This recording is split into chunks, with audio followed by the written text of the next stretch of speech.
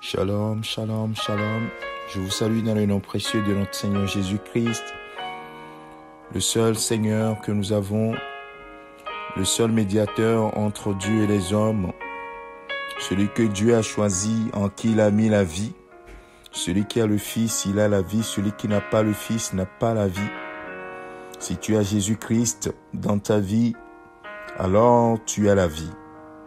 Bien-aimé de Dieu, ce matin, fais attention à l'enseignement que tu reçois. Je vais dans la même lignée de ce que j'avais dit hier sur diriger sa vie selon la parole de Dieu. Oui, comment le jeune homme rendra-t-il pur son sentier en se dirigeant d'après la parole de Dieu? Alors mon frère, ma soeur, ce matin, fais attention à l'enseignement que tu reçois, les enseignements que tu écoutes, les enseignements que tu suis. Parce que la parole de Dieu nous dit qu'il va arriver un temps où quelque chose va se passer. L'apôtre Paul dit à Timothée dans 2 Timothée chapitre 4, versets 3 et 4. Il dit en effet, je lis dans la version second 21, en effet, un temps viendra où les hommes ne supporteront pas la saine doctrine. Au contraire, ayant la démangeaison d'entendre des choses agréables, ils se donneront une foule d'enseignants conformes à leurs propres désirs. Ils détourneront l'oreille de la vérité, se tourneront vers les fables. Bien-aimé de Dieu, est-ce que tu cherches des enseignements qui sont juste conformes à tes désirs? Ou bien tu cherches à marcher selon la parole de Christ, selon la parole de Dieu? Bien-aimé de Dieu, ce n'est pas ce que tu entends, ce qui est conforme à tes désirs, qui sont toujours la vérité, ou bien qui constituent toujours la vérité. La vérité, c'est la parole de Dieu. La parole non diluée. La parole non interprétée d'une manière abusive. La parole simple et pure. C'est pourquoi Jésus va dire dans Jean chapitre 15 à ses disciples, le verset 7 nous dit, « Si vous demeurez en moi et que mes paroles demeurent en vous, vous demanderez ce que vous voudrez et cela vous sera accordé. » À chaque fois, Jésus demande à ses disciples d'être attachés à lui. Et il est la parole. Il est la parole.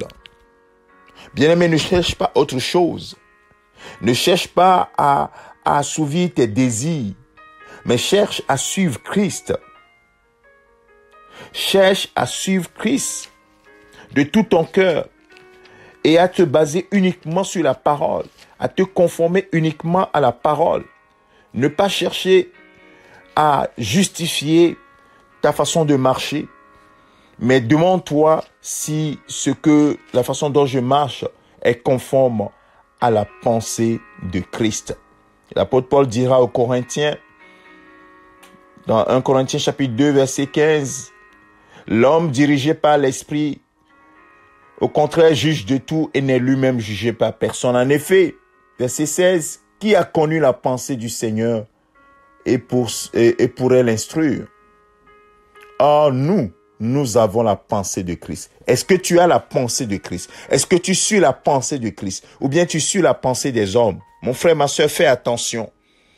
Si la parole de Dieu nous dit qu'il viendra un temps où les gens ne supporteront pas la saine doctrine, nous sommes dans cette période-là, nous sommes dans ce temps-là, où les gens ne veulent pas écouter la parole pure, la parole simple, la parole qui est conforme à la pensée de Christ.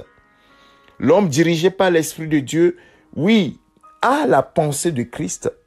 Si tu es dirigé par l'Esprit de Dieu, tu dois être dans la lignée de la pensée de Christ. Tu dois suivre la pensée de Christ et non les enseignements que les hommes donnent pour justifier de telle ou telle attitude. Faisons attention, bien-aimés de Dieu. Jésus-Christ est à la porte.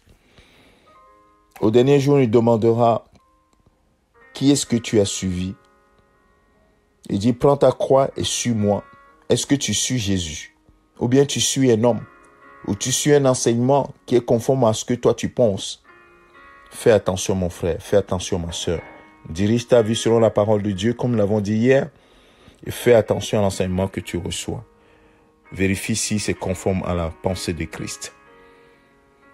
Nous devons avoir l'état d'esprit de Christ. Et c'est d'après cet état d'esprit que nous devons nous conformer.